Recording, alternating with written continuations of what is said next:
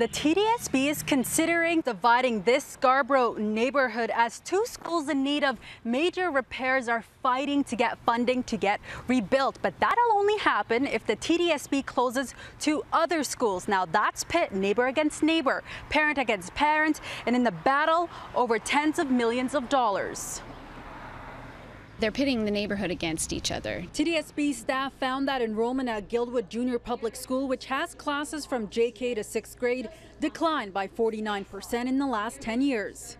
A report that went to a TDSB committee put forward 9 recommendations, including closing the two schools, then rebuilding nearby Elizabeth Simcoe School and Poplar Road Junior Public School, and converting them to include students from all 4 schools. Everybody's fighting, everybody's, now it's ruined a beautiful community over something like this, the promise of a shiny new build at the expense of the students at Guildwood Junior Public School. 9 trustees voted on Monday, the majority of which were against the recommendations. We don't feel that they had a chance to even review those delegations. They heard the verbal delegations at the meeting. Approximately $35 million will get pumped into rebuilding their schools, money the TDSB doesn't have yet, but will have to request from the Ministry of Education. There's only one opportunity that we have as a community, as a school board, to be gifted this money from the government to open up these new learning facilities that would benefit generations of students to come. And if we blow it, if the school board blows it, then we'll never have a chance at this ever again. According to the local trustee for Guildwood Village, these two schools were selected to be rebuilt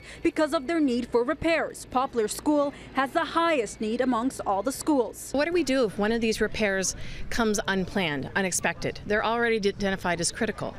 So what does that do to the existing students, to the existing daycares that are in all 3 of the establishments? He has put a motion forward for the report to go in front of all the 22 trustees for another vote.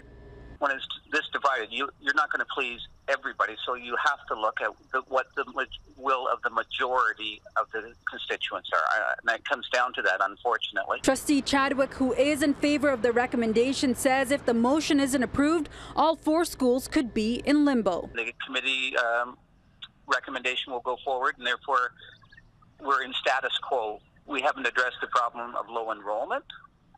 We haven't addressed the facilities condition index issues. Nothing has changed.